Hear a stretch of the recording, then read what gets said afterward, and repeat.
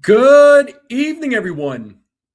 Happy Sunday. Happy February 1st. How is everybody doing today? How is everybody feeling this evening? How are you all doing? It's been a little while since I went live. How's everybody doing? Make sure you all hit the like button, hit that subscribe, share this channel out with everybody you know. I would greatly appreciate it. What is going on, folks? What is going on? How we feeling? How we feeling? I know we are anxiously waiting for spring training to start. Let's see, we're a week away from pitchers and catchers reporting in about 9 days. The pitchers and catchers are going to be reporting to spring training. Baseball season is upon us. Baseball season's right around the corner. We're about 52 days away from opening day. So before you know it, it'll be baseball season. I hope you're all excited. I know I'm excited. We're getting that much closer. I'm looking forward to it. But I wanted to talk about this. All right, there's been a lot of angry people out there, right? There's been a lot of angry folks out there. A lot of folks that are angry with Brian Cashman's comments because a lot of folks are not happy with the comments that he made, such as we're not running back the same roster, right? We're not running back the same team. And it's really not rocket science, folks. It's not. It's not rocket science at all. When you think about it, they're not running back the same roster. A lot of the guys that were on the 2025 roster are not on the 2026 roster. Okay, I wrote down a list of names that were on the 2025 roster and are not going to be on the roster this season, right? And there's plenty more, but just to give you some names, right? DJ LeMahieu, Pablo Reyes, Oswald Peraza, Paul Goldschmidt, Luke Weaver, Devin Williams, Mark Leiter Jr., Jonathan Loaisaga, Clayton Beater, Marcus Stroman, Carlos Carrasco, Scott Efros, just to give you some names that are not going to be on this roster. Okay. And they're not on the roster, right? They were on the roster for 2025. They're not on the roster for 2026. Yeah, a lot of the same guys are coming back. It just seems like, when Grisham accepted his QO and then when Bellinger recently signed with the Yankees, that's when the whole chatter began with the Yankees are just going to run it back. But this team is going to look different, mainly with the pitching, right? And, to me, the pitching is going to be the biggest question mark. All right. There's going to be a lot of new guys on this team, right? When it comes to the pitching. Yeah. A lot of these guys were acquired at the trade deadline, but they were only with the team for a short period of time. So, now going into 2026, it's going to be, they're going to get a full season in, and the pitch, Matt Blake and the pitching staff have they had the opportunity to work with these guys a little bit more during the off season. And let's see what this bullpen, particularly with the bullpen, what this bullpen is going to look like. All right. This team, again, it's not the same roster, right? Yeah, there's a lot of guys that are returning, right? But there's also a lot of new names. Okay. And I know a lot of folks have this concern going into 2026, wondering what this team is going to look like. I feel like last year was the same thing. A lot of folks were in that same boat, myself included, even though I did have confidence in this team going into 2025. I mean, as far as World Series goes, yeah, I don't know about World Series, but I do think that this team, we're kind of in that same boat again of like a little bit of uncertainty, right? And last year was more of the same. It was a lot of uncertainty, especially since the Yankees didn't sign Juan Soto back. And I feel like since they didn't sign Juan Soto back, that's when a lot of folks out there thought the team was, doom and gloom, even though, they had a plan B and they executed very well with plan B. There was still a lot of uncertainty. A lot of folks did not feel that this team was going to make it to the postseason, right? A lot of folks thought that this was going to be like a 78, that, there's some folks out there that thought that this team was going to win, 78 games, 85 games, 88 games. But the fact of the matter is, and I know some people are going to say, well, getting to the playoffs is just not good enough. It seems like the team is just content with getting to the playoffs. I mean, I don't think that's the case. I mean, getting to the playoffs is already a mission as it is. Did the playoffs play great for the Yankees last year? No, it didn't. But the fact of the matter is, they still ended up with 94 wins. They could have had more, right? They could have had 98, potentially 100 game. They could have won 100 games. But the fact of the matter is, they're pitching, particularly their bullpen, Devin Williams, Luke Weaver, right? Ian Hamilton, some of these guys that I just named off, Mark Leiter Jr., that just couldn't hold it down, right? The pitching just couldn't hold it down. And by the time, the postseason comes around, it's not the same. The bullpen was already worn out. The bullpen was already beat up. I mean, the starting rotation was in a little bit of shambles too. I mean, to start the season, 3/5 of your roster was hurt. And, you had, Garrett Cole, who was the ace. He was out for the whole season. Clark Schmidt was hurt to start the season, came back, got hurt again. He's out. He was out again with Tommy John. Luis Hill was hurt for most of the season. He wasn't himself last year. So, the starting rotation, unfortunately, was just, there was some good and there was some bad when it came to the rotation. The bats, I know a lot of folks like to complain about, the Yankees bats. I mean, yeah, they at one point they did hit a brick wall, the bats, but the Yankees were still, one of the top teams when it came to offensive categories, when it came to home runs, when it came to OPS, when it came to slugging, when it came to on-base percentage. They were still one of the best teams when it came to the offense. Where their weakness was, and we've talked about this many times, was their situational hitting. Right? They rely too much on the long ball. Right? They rely way too much on the long ball. So, this season that needs to change. Right? The approach with some of the guys in the lineup needs to change. There's guys in the lineup that hit, that hit for the long ball, right? They hit those home runs. Yeah, you got those guys. But the other guys don't have to necessarily, not everybody in the lineup has to hit for the long ball. Like, not everybody has to be a power guy.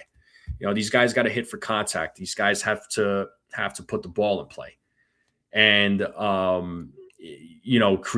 try to create those opportunities, because that was one of the weaknesses with the Yankees, along with their pitching, right? The bullpen was definitely not where it needed to be. I wish the bullpen was better, but it wasn't. But the bullpen is definitely new. There's a lot of new guys going into 2026. So there's a lot of potential there. Right? Are there still a lot of question marks? Yes, there's definitely going to still be a lot of question marks. But again, the 2025 Yankees won 94 games. They had the same amount of games won with in 2024 when they had Juan Soto. They did it without Juan Soto, right? They did it without Garrett Cole. There was a lot of players coming to the team, getting waived, coming in and out of the team, and they were just, they would either perform or didn't perform, right? There was a bit of a nightmare there for at some points during the season. 2026, I mean, a lot of these guys that I just named off, they're not on the team. So the talent is there. They just need to go out there and execute. They need to go out there and perform, right? The talent is definitely there. All right. That's my take on it. Okay. And let me look at this poll real quick because I'm just curious to see how many people voted. And 19 votes, and 47% of you said that the Yankees roster for 2026 is the same as 2025. I don't know where we're getting that from, right? I'm not sure where we're getting that from, but if you feel that way, you feel that way. All right. I can't tell you how to feel. But to me, it's not the same roster, right? There's a lot of guys that are not coming back this season for 2026. But that's the way I see it. But let me say what's up to the folks in the chat real quick. Let me say what up because I've been talking for over 10 minutes now. So let's say what's up to the folks in the chat. John, the Beagle Dad, first person in the building. How are you? Desiree, what's up, Desiree? What's going on? Hope Ronnie's doing well. Please say what's up to Ronnie. I tried reaching out to him. Sawdust, what's going on? Brad, what is going on? What do we got? Slime Lewis, what's up? What's going on? He says the Yankees seem to be thinking that the same roster that finished the season can win with the division if they are together for the full 162. I mean, there needs to be some sort of consistency. But again, this was a team that won 94 games last year, right? What blew it for them, again, like I said, was their pitching. Daniel Berry, what is going on? JB from the Back It Up Binge. Make sure you go check out my friend. JB, what's up, Russ? No, he says, nope, not the same, but similar starting lineup. Minus Volpe went back. Exactly. And the pitching is looking a lot different. SGA's in the building. What's up? Ace is in the building. Shout out to my man, Ace. Make sure you all check out the Ace Avenue. Who else we got in? We got Raymond in the building. What is up, Uncle Ted? What up, Uncle Ted? What's going on? We got Ken in the building. What's up, Ken? TC, what up, man? What's going on? Yeah, 94 games without Cole. I mean, tell me about it.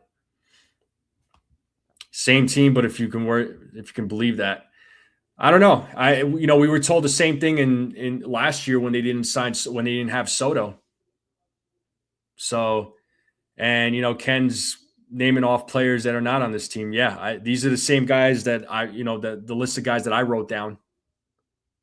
So, Yankees are loaded. If Lagrange comes out the pen throwing, I mean, yeah, I'm excited. I'm hoping to see some of the young talent that the Yankees have in their farm. Lagrange, Elmer Rodriguez.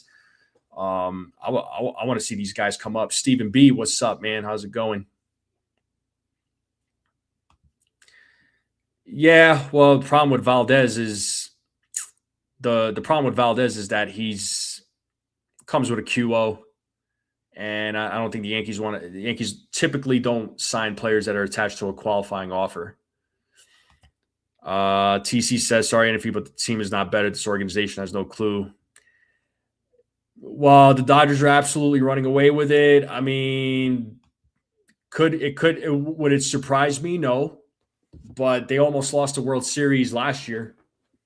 They made a couple of additions, right? They got Edwin Diaz, they got Kyle Tucker, which was great for them. I mean, those are two superstars right there for them. But even with their superstar team that they had in 2024, they almost lost the World Series against the Blue Jays. They almost blew it. Blue Jays actually were the better team. They were offensively. They were the better team. They almost did it, but just couldn't pull through. Chet says, "What's up?" What's going on, Chet? He says this is totally different, and I think they're not done yet. Get more big bat on the team. They should get another bat, no doubt. Absolutely. We got Jake Boss in the building. Shout out to everybody in the building, man. Make sure you all hit that like, hit that subscribe. And I got my main man in the back. Looks like he's ready to join me. He gave me the jiu-jitsu salute, so I'm going to bring him up. My man Jason from 161 Slow Burner. What is going on, Jason? It's been a little while since I had you on my channel. Yes, sir. What is up, man?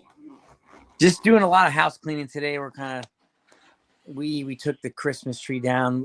We always take the Christmas tree down late, like a month late. So yeah, we did all that stuff today. We're kind of cleaning up the house, and I'm with my youngest two in there tearing their house up right now. So just kind of Let's chilling. go. Yeah. So check this out, man. There's been a lot of angry folks lately, right? Because they're Yeah. angry about what Brian Cashman said. And you know what he said. Brian Cashman said that they're not running the same team going into 2026. And he's right.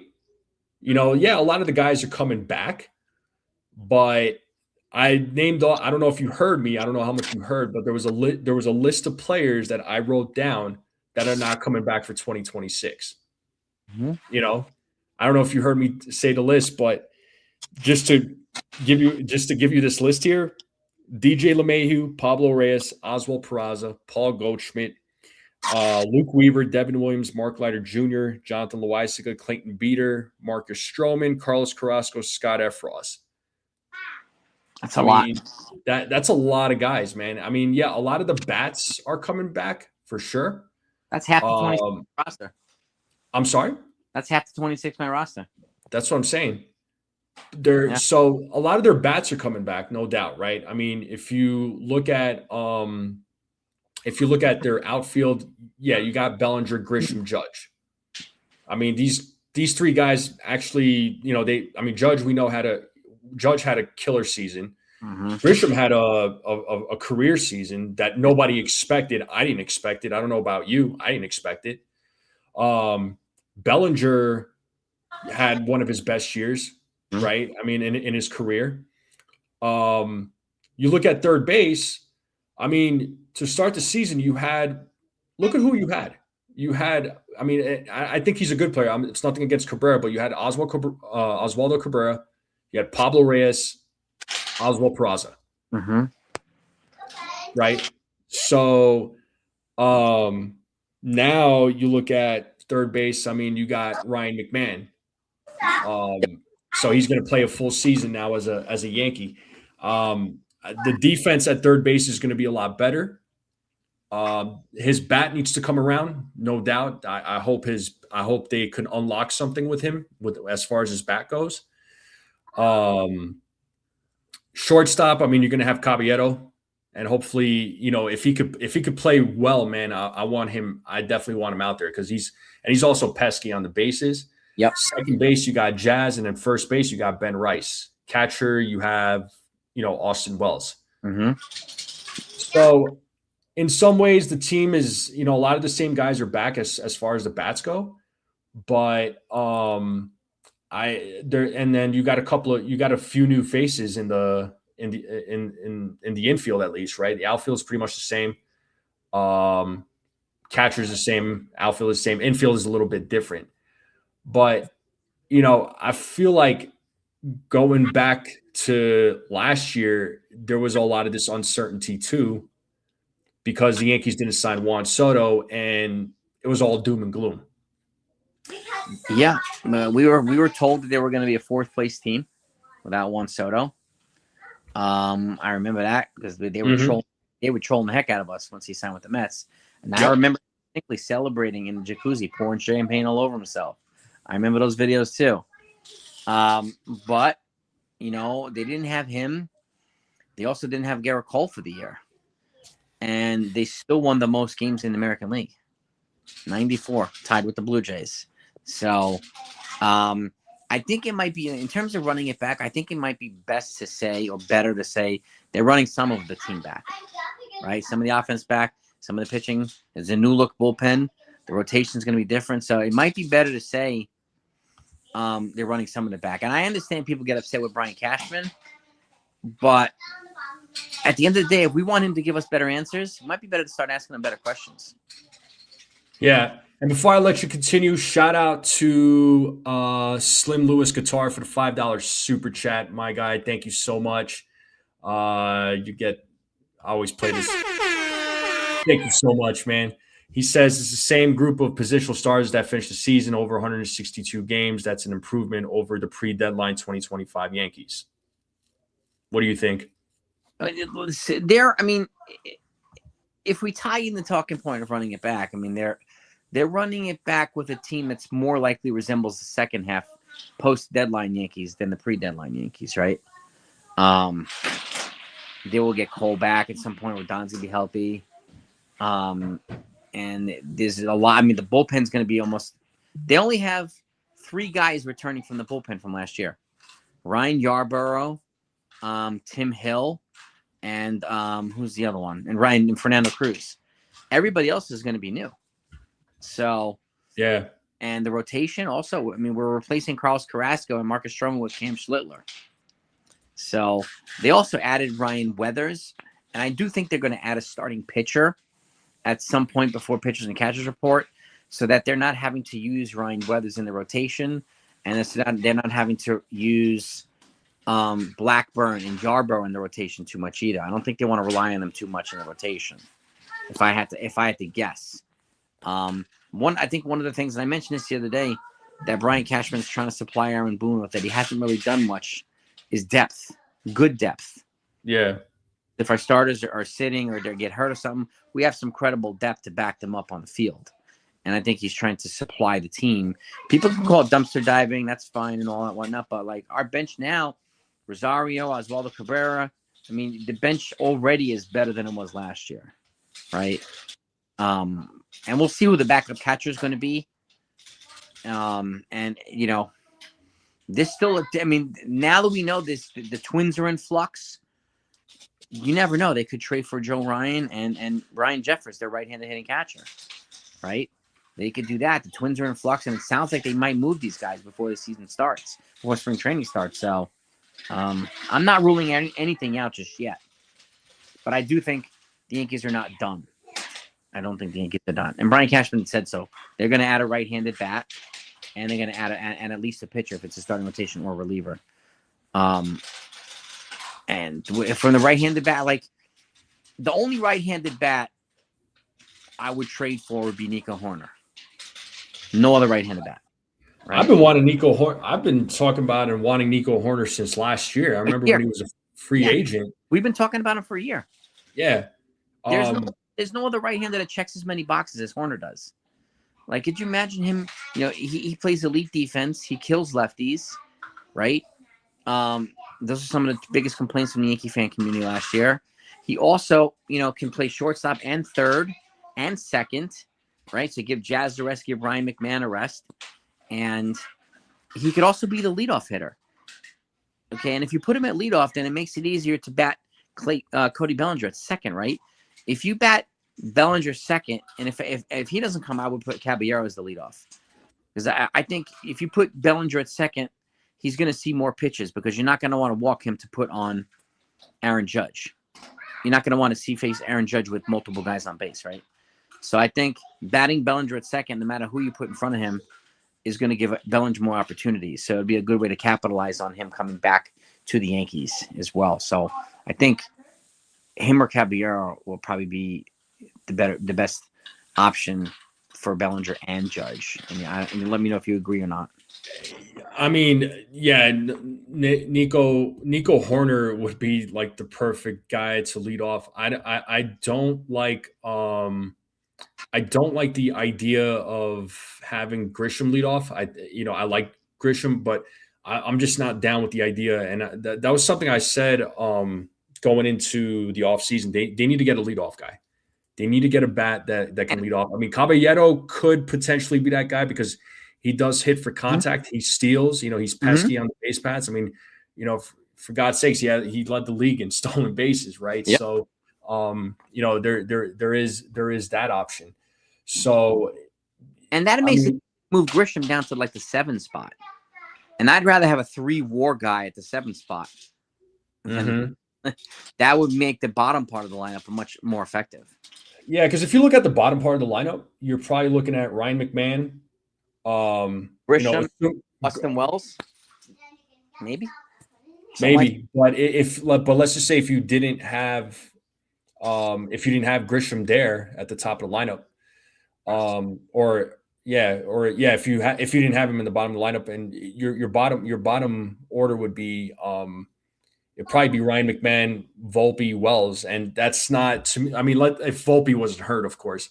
I just don't think that 7 through 9 is what would concern me. But I think having Grisham down there, though, it would definitely help out the lineup a little bit more. And Mm-hmm. then you could have a guy like Caballero lead off. Mm-hmm. I would be okay with, because again, he does hit for contact. He's a pest. He's a Mm-hmm. pest on the base paths. I mean, he's a pain to deal with for opposing teams. There's a reason why the Yankees traded for him. I'd actually be down with that idea.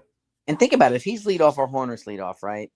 Then you have Mhm. Bell second, Judge third, Ben Rice fourth, Stanton fifth, Jazz sixth. That's a much better 1 through 6.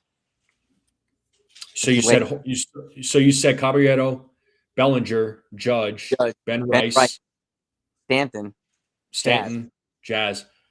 That 1 through 6 would be much better. Would be killer. Yeah, that 1 through 6 would be killer. Then, the 7, 8, 9. You probably put you probably good. You put Grisham, Wells, and then McMahon probably in that bottom of the order. Which and like McMahon, I know a lot of complaints that he doesn't hit, but he already has a better bat than any third base option we had last year. By 100%. Yeah. So, defensively, he's better, and with the bat, he's better. But yeah, I want his bat to come around, though. I want his bat to hopefully, like I said, hopefully James Rousing can unlock something with him. I think they unlocked something with Grisham too last year. They did. Well, maybe they can continue that moving forward. And Grisham doesn't tie the team up for 5 years. Qualifying off for 1 year, they can move on from him if he doesn't play well in 2026. And if he doesn't play well, then they can just replace him with somebody like Spencer Jones.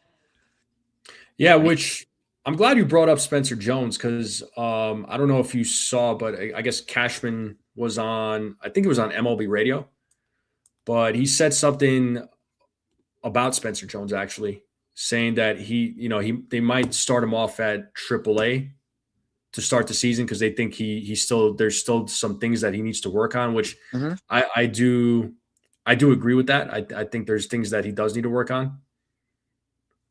So they're probably going to run it. They're probably going to have Dominguez be the fourth outfielder.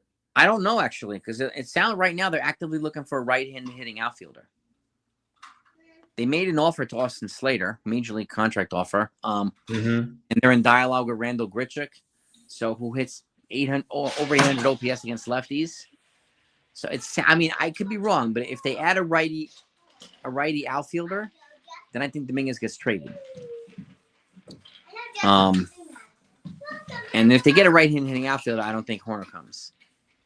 So yeah, so looks like. So I found this. Our friend Brad sent me a message on X. So I got Cash was on MLB radio, and just basically from the summary, right? It's a summary. It says seems Jones needs time in AAA. Dominguez is an injury away from a outfield spot or DH. So I'm reading that as Dominguez is ready should an injury go down, right? Because ultimately we know, I hate to say it, but unfortunately Giancarlo, it's inevitable. The guy is going to miss some time. And I know there's a lot of folks that don't like John. I mean, there's some folks out there that don't like Giancarlo, but when he's on his game, he's on his game. The guy, he's still a contributor. So he didn't even he's not going nowhere. He didn't even play 80 games last year. He had 25 home runs. And tell me how that works. Yeah. So he's a guy I think they're gonna, and now they're paying $10 million less for him. So his contract is less onerous on the Yankees. Oh yeah, because the Marlins are kicking in from now till whenever. Until he's done. They're when he's done. $10 million this year, $10 million next year, and if that 2028 option is exercised, they pay $10 million of that, or they pay the $10 million buyout if they buy him out. Either way, the Yankees don't have to pay him anything if they do a buyout in 2028. So they're only guaranteed to pay him 26 and 27. Yeah, 28 is just that'll just be a buyout, which I assume that's probably what they're going to do. I think if he hits 500 home runs in 27, then I think he's done in 27. Yeah, He's only 47. it's He's only 47 away from 500. and I think he could accomplish that. In the next you betcha. Yeah, I think he could hit 25, maybe a little more, depending on his health, depending on how often he's going to be playing. But and just think of how many butts in the seats that'll fill. And as he gets closer to 500, the fans are going to be in the stands. That's going to bring a lot of fans to the stands. And you imagine if he gets 527 and then Judge maybe gets 528. That would be huge. Oh, I lost Jason there for a minute.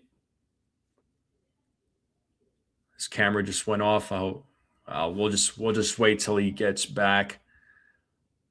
All right, he'll be back. I think he's just having some technical difficulties, but yeah, as we were talking about as I was talking about roster with Jason, here's the thing. Again, you go back to 2025, there wasn't really a whole lot of faith in this team. A lot of folks that thought that a lot of folks thought that the Yankees, it was the same thing last year, right? The Yankees were not going to make it to the postseason last year. That this was going to be a third or a fourth place team, and I feel like this year we're kind of in a similar situation. I feel like we're in a similar situation where a lot of folks are having their doubts about if the Yankees are going to be a third or fourth place team. And again, all these guys that I named off that are not on the team, with the exception of probably I'll say Paul Goldschmidt, because Paul Goldschmidt was a contributor last year. All the other guys on the team that were on this team, they hurt the Yankees. They did. The Yankees could have won more than 94 games last year, but unfortunately, there was several occasions where the bullpen just couldn't hold it down, and a lot of those guys are not on this team anymore. And I think a lot of the guys that they got at the trade deadline, I think there's a lot of potential there. I think this bullpen could be a lot better, actually. I mean, the fact of the matter is you don't have Devin Williams closing out games. All right. Instead, you have David Bednar, who, is a lot, was a night and day difference compared to Devin Williams. All right. You got Camilo Doval. I think if Camilo Doval can, if they can fine tune his pitching, I think guys like Camilo Doval is going to be. I think he's going to be really good. So, yeah, I know you got booted, bro. Sorry about that. I got booted, guys. My apologies. Yeah. No, you're all good. You're all good. And I see a few other folks. I see the Ace. I see Celso Porto. What up, fellas? How we doing? What's up, guys? What's up, Thanks for popping in. But no, I was talking about like a lot of, again, just kind of going back to last year, I feel like we're in the same boat. A lot of folks are having their doubts. They're saying that this is going to be a third or fourth place team. And a lot of the guys that, the list of guys that I just named off to you that are not on this team were also not contributors with the exception of Goldschmidt, because I feel like Goldschmidt was a contributor, but in a lot of ways he was, especially at first base, because that was a upgrade, especially defensively, and he was actually hitting the ball really well at one point, and then obviously reality set in. He hit lefties. He hit 330 versus lefties last year, so he's a good lefty. He's a good righty bat who hits lefties well, and if they brought him back, he already knows. And I don't know if he knows, but he turned down a 2-year deal offer by the Diamondbacks already. Okay. Yeah. They wanted him to be starting first baseman. He rejected the contract. So it looks like he's acknowledging that he wants to be a role player, a backup player for a team. And if he comes here, he would be a backup to Ben Rice, which would give him a valuable mentor at first base, help Ben Rice develop at first base too. So I would be okay with that as long as he, wasn't going to be taking at bats away from Ben Rice. Yeah, well, Ben Rice, I think has earned his role, and guys like Ben Rice, I think Ben Rice is gonna have a really good year. I do too. I do feel that he's got all the potential in the world, and having a guy like Goldschmidt, if Goldschmidt's a guy that just comes off the bench and could be a mentor, can help out, Ben Rice at first base. I mean, Yeah. it's not necessarily a bad thing as long as Goldschmidt is not getting everyday playing time. But he gets the playing time again. He gets the occasional playing time especially against lefty pitching. Yeah, I like Goldschmidt. I like these other guys, but if we had one choice of one righty bat to add, it would be Nico Horner. Oh, I'm not forgetting Horner. That's the one guy. If I was going to overpay in prospects, it would be for Nico Horner. It was not going to be for Peralta, who would be a number 3. It's not going to be for Mackenzie Gore, who would have been a number 4 here. It's going to be for an everyday player like Nico Horner, who would have a much bigger impact on this team than those guys would. Where would you play Nico? Shortstop. Okay. And then when there's a lefty on the mound, I'll sit McMahon and put Nico Horner at third base. Yeah, he could play anywhere in the infield. I mean, his best position second base, but I mean he could play third. He could play. Yeah, and look, if they want to sit Jazz on occasion, they could sit Jazz on occasion. If they want to give Jazz a half day, like a DH day, let's just say that Stanton's hurt, you want to give Jazz a half day, you can play Nico Horner at second. It gives his positional versatility gives the rest of the infielders a break, so which we need, and it would also make it easier because if they don't bring in Paul Goldschmidt, Ahmed Rosario can play backup at first base to Ben Rice. He also plays the outfield too. So do we really need to bring in a right-handed hitting outfielder when we have Rosario here already? I don't know. That's why I think Nico Horner is the best option as a right-handed bat to bring in if they can get him. And I got somebody in the chat, they're asking, what would it take to get Horner? And I think it's going to be a pretty expensive package because I mean it's Nico Horner after all. So and they're looking for pitching. Yep. So it would probably cost Hill or Warren. You might have to give them Chase Hampton and maybe another arm, maybe something like that. It's crazy. I remember Chase, and I like Chase Hampton, but I think with the emergence of guys like Ben Hess, Legrand, Elmer Rodriguez, I think you'd be the Yankees would be okay to trade a guy like Hampton in the right deal, of course. But I would honestly do it for Horner, no doubt. You betcha. If you can get him, yeah, you bet.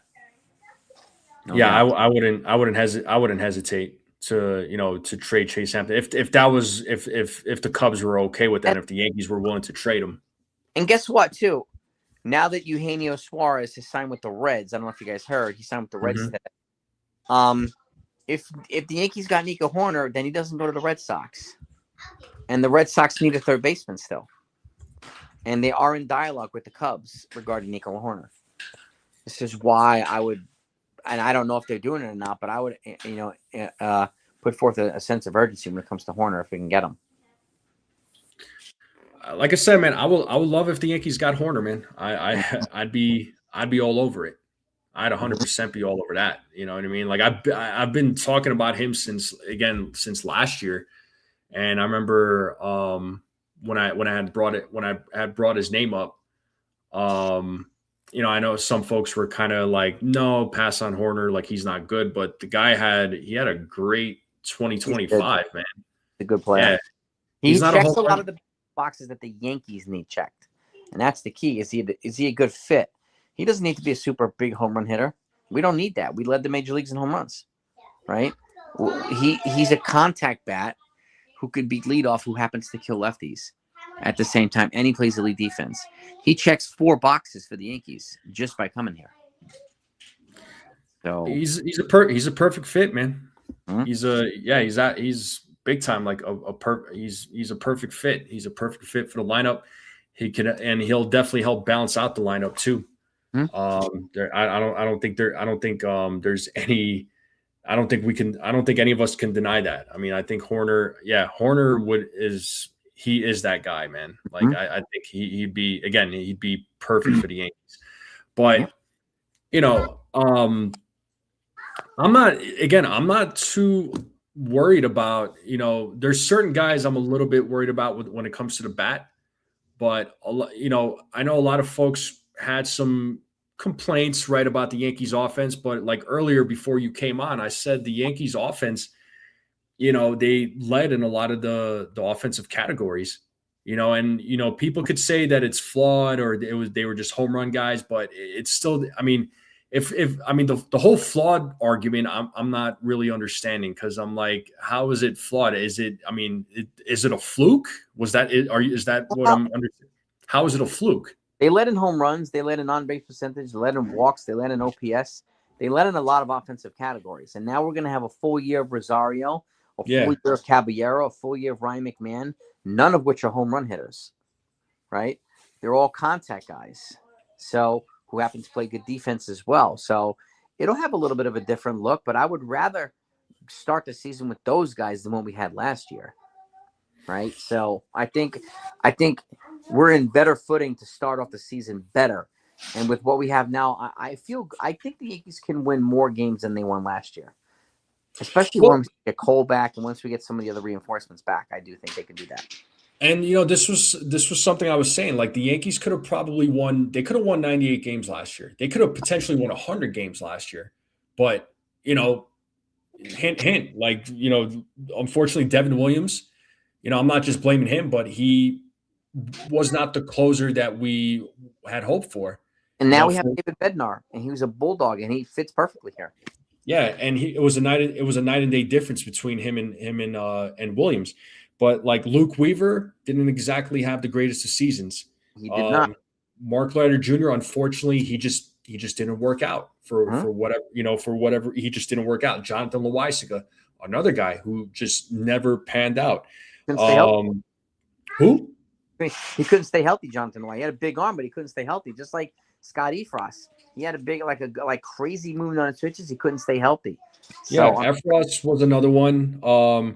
Clayton Beater was another one, right? I mean, the Yankees had a bunch of arms that just could not contribute. Ian Hamilton is another one, right? Yep. Couldn't stay healthy. Well, they couldn't stay healthy, or if they were healthy, it's just they couldn't contribute. They just couldn't help. It's and I think this offseason, this is where I'm saying, I know they made a lot of their moves at the trade deadline. I know, I know a lot of these guys, some Bednar really panned out. Duvall, I think he needed some work. And now that, guys like him and Jake Bird, they Matt Blake's been working with him a little bit more. Right. And I think if Matt Blake can, tone these guys down, and have them work under control, I think I think these guys can be contributors too. And keep in mind with guys like Jake Bird and the pitcher that they got recently, Cheville, yeah. I mean, keep in mind these guys pitched in Colorado, and they're all triple figure guys. They throw 100-mile-an-hour fastballs. Yeah, they pitched in Colorado, and when they started, as far as Cheville goes, we'll see how he pans out. But it sounds like they have high hopes for him. When it comes to Bird though, he pitched at elevation, and not to mention he comes and pitches at sea level. Those pitches are gonna come out different, right? It's just elevation. A lot of folks don't know this, but the pitching it makes a big difference. And what was that? Off-speed pitches break differently at sea level than they do in altitude. Yeah. One of the things to keep in mind too, that Jake Bird was used heavily last year. So, and the day he was traded, he was in the game that night against the Marlins, and he had an off day. Bednar had an off day. Duvall had an off day, and Jose Caballero made a miss playing the outfield. All four acquisitions from the Yankees had a bad day that first day against the Marlins. I remember that, and a lot of that, and I'm not trying to make excuses for him, but a lot of that probably stemmed from, what guys like Bird, it's just because he was overworked. He was pitching a lot of games. I watched some of the Rockies games out here, There's an So adjustment period. I mean, coming to New York is different than leaving New York, right? mhm, And coming to a new team, there's going to be an adjustment period no matter what. And always. you said there's new surroundings, the new stadiums, the new pitching coaches. How you utilize. It's an adjustment period no matter what.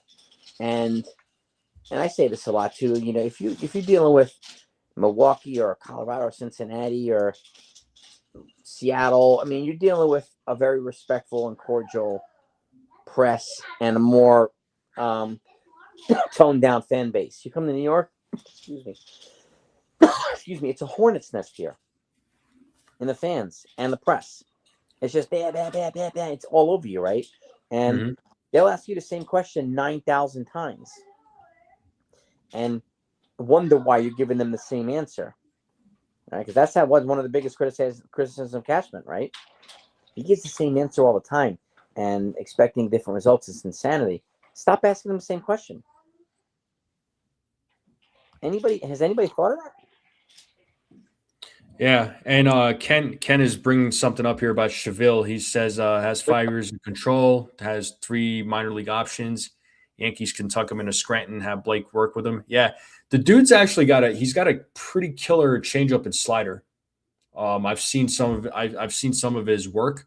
The fastball is something he's got a good fastball that could top out at like 97 miles per hour, but I think that's just something that's something that he needs to work on. But his secondary pitches, though, his changeup and slider are money. And now they'll be able to work with consistent release points during the spring, right? With Blake, and the rest of the pitching staff and the other coaches, and they'll find their footing. I mean, this will be the first spring for Duvall, for Bednar, for Bird, for Cheville, for Weathers. A lot of new faces in the bullpen, but they'll be able to start the season, from the beginning, like everybody else from pitchers and catchers report. So it's not like they're going to come in a month into the season and have to adjust on the fly like they do at the trade deadline.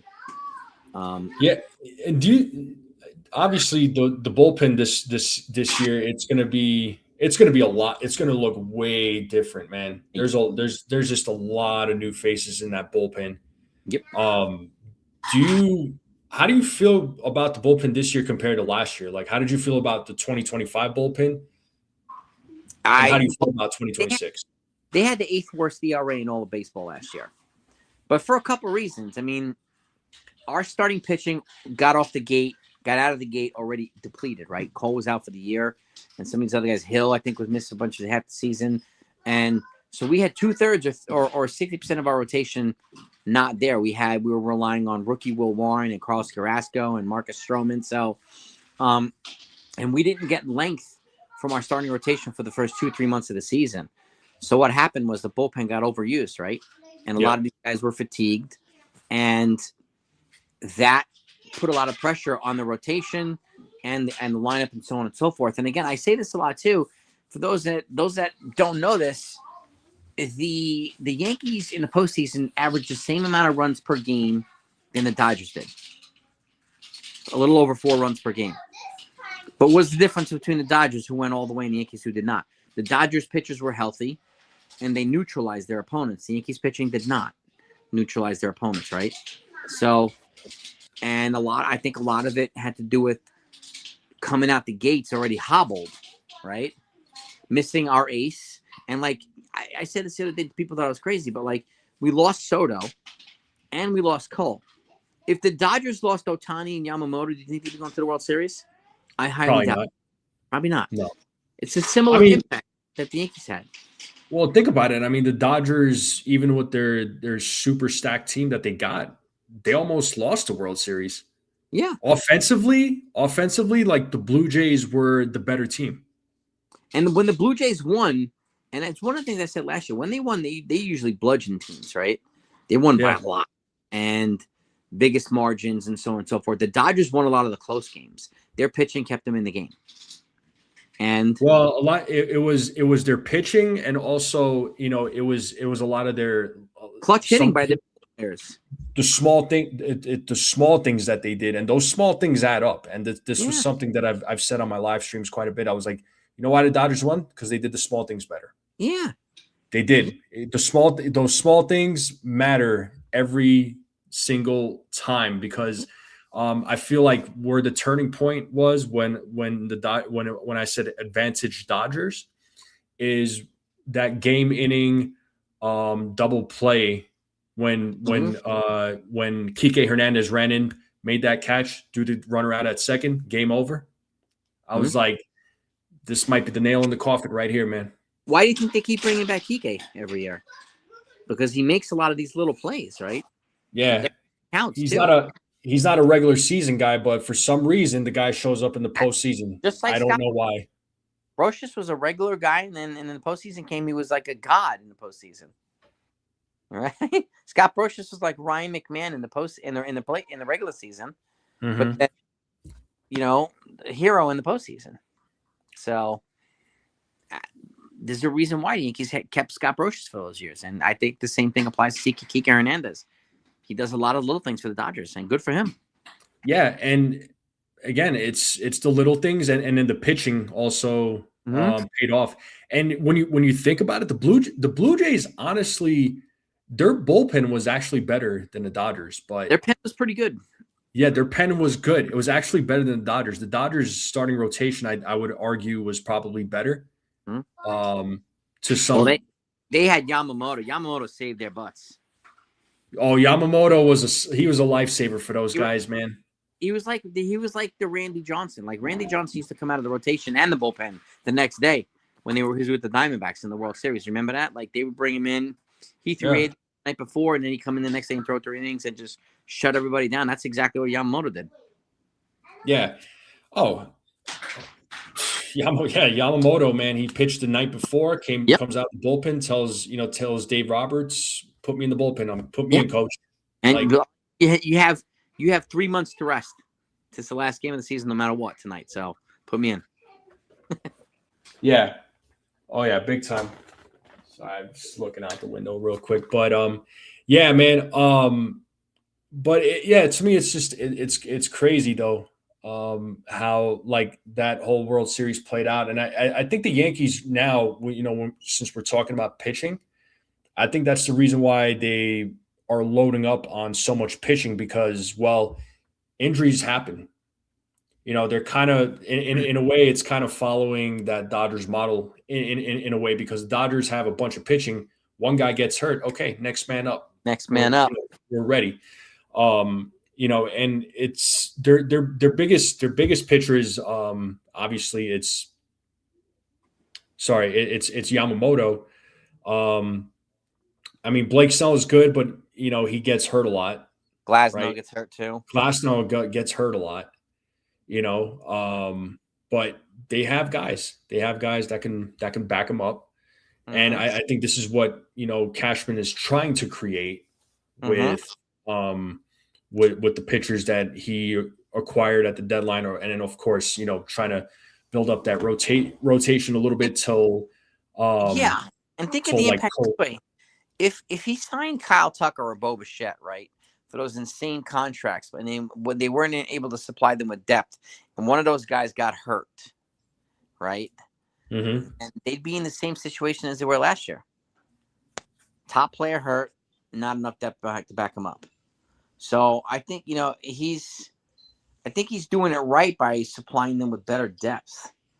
And I don't care if people call it dumpster diving, but these are the necessary pieces. Like he's getting the Kike Hernandez types here, right? And trying to get those types of guys here, which again save their butts more often than not, which we have not had in a while. So I'm happy that he's doing it. I really am. Yeah, and CCA82 is asking if I would sign Zach Gallen. Personally, I wouldn't. He's attached to a qualifying offer. Yeah. And he would be a number 4 here, if that. So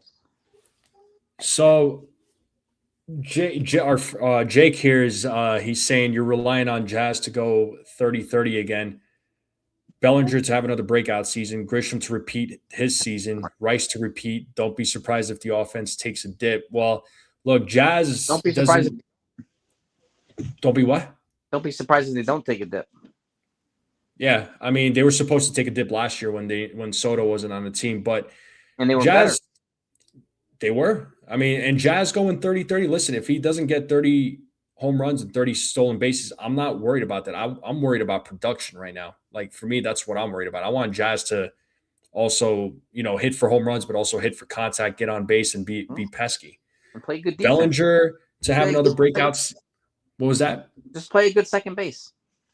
That's all I care about. And Bellinger, I'm not. I just hope he has another good season. I think he will. Will he put up the same kind of numbers? I don't know, but. And to your point too, Jake, the Blue Jays, the majority of their team had career years this year. They're going to have to repeat that without Bo Bichette now in order to get back to the World Series, right? The Red Sox are going to have to repeat it without Alex Bregman to make a run in the postseason. So it's not only the Yankees that are going to have to run some things back. These other teams are going to have to do it as well. And like George Springer had a career year last year, right? Some of these other guys, Matt Clement had a career year. Like your Savage came out of nowhere, was an absolute monster. So yeah, and could those guys have similar years for 2026? Sure, but could they fall back? They could also take a dip. They could take a dip, yeah. Mm-hmm. Who's going to replace Bo Bichette's offense? Right? I mean, Clement could potentially, but he's not a Bo Bichette. Yeah. So they're going to have to figure out how to replace it. So, and it's not only the Yankees and that's a legitimate concern, but that applies to every team. The Dodgers are going to have to get healthy and be clutch again and run it back too, even with Tucker. And I think I said this to you when we were talking, because you and I talk quite a bit offline. So, we share a lot of things with each other. Sure. And, really, like, I'm not hating on the Dodgers, but they're running it back for the most part. The only additions that they made really was Tucker and Diaz. Yeah. But they're running it back with essentially the same team. Yep. So it's like, and again, keep in mind, this was the team that almost lost the World Series. Just throwing it out there, and they're running it back with the same team. So they're what that tells me is, like, the Dodgers organization, they're confident with who they got. Yeah. Yeah, and that's it. The Yankees seem to be confident with who they have too. And Cody Bellinger said as much. Jazz Chisholm said as much this week too. Right? The Yankees, the coaches, and Boone and Cashman, and they trust them. They believe in them, right? And look what they did last year. I mean, they had they won the team Silver Slugger. Do you know how hard it is to do that? Second year in a row. Yeah, and if that's if the offense, right, you talk about the offense, if the offense was like flawed or if it was a fluke, I'm impressed. And he did it without Juan Soto, a superstar player. That's what I'm saying. I'm impressed. If this was a flaw or a fluke, I'm very impressed. Me too. I was like, if the Yankees are a flawed or fluke team and they're able to pull these things, they're able to do these kinds of, pull off these kinds of wins and pull off the, the what do you call it? The stats that they had and the way they played. You know what? And the good thing is, and if I can add to it is, if they happen to have a little bit of an offensive dip, their pitching is going to be so much better this year to balance it out. So their bullpen, I think, is going to be stronger, more fortified, and the rotation is going to be better too, especially in the second half of the season. So I feel good about that as well. And if they happen to add another arm, it's just going to give them more depth, and that's going to help balance any dip in offensive production that might happen, which could happen. It could very well happen. Yeah, I mean, I'm excited for 2026. Let's see what 2026 has to offer. I mean, we're 9 days away from pitchers and catchers reporting. Can you believe that? We're 52 days away from opening day. Oh, man. I am so looking forward to it, man. I can't wait to start doing play-by-plays again. I'm looking forward to that. I'm actually going to combine the pregame and the play-by-play together So that way it's not going to be 2 separate live streams. I'm just going to start probably the play-by-play about, we'll see, anywhere from a half hour to an hour before the game. Do my thing, and then jump right into the play-by-play, and then go from there, man. But yeah, I'm excited, man. I'm excited. I'm just excited that baseball season's upon us. You and me both, bro. You and me both, brother. Yeah, next week, man. Yeah, after the Super Bowl is done, we're all focus on baseball. Yeah, we'll be focusing on baseball. So I'm looking forward to it, man. I'm looking forward to it. I cannot wait. Me too, bro. But let's hope for the best for the Yankees, man. I feel good about them. Do I have my question marks? Absolutely, I do. Right. I'm not gonna. I got my question marks, but let's see what 2026 has to offer. Yeah, and I'll run it back with you anytime, bro. I'll run it any time of the day. So any time of the day, bro. Let's go. That's running it back right there. That's running it back. My man, salute. Yeah. But I'm gonna end it right here, folks. I've been live for about an hour. I do appreciate Jason taking the time out. I know he's a busy man, so I gotta go cook. I gotta go cook dinner now for a house full of hungry girls. So, but thank you for having me. Thank you to the chat. Shout out to all he is. Appreciate you all. The best. And and feedback as always. Important. Yeah, and go check out Jason at 161 River Ave, man. He does a good job with the channel, man. So he's got a great following. And make sure you guys hit the like button here, hit that subscribe. Let's continue growing this channel. This is my little assistant says hi. This is McKenna. Say hi. Hi. How are you? Good. Good. Okay. Okay. So yeah, we'll shut it down here. Thank you to everybody who joined. Make sure you all hit the like, hit that subscribe, share this channel out with everybody you know.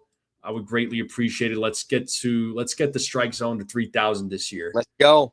Let's make it happen. But thank you all very much. I'll be live again if there's a reason to go live.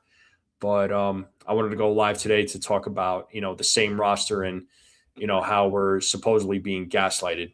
But that's a conversation for a different day. Yeah. But anyway,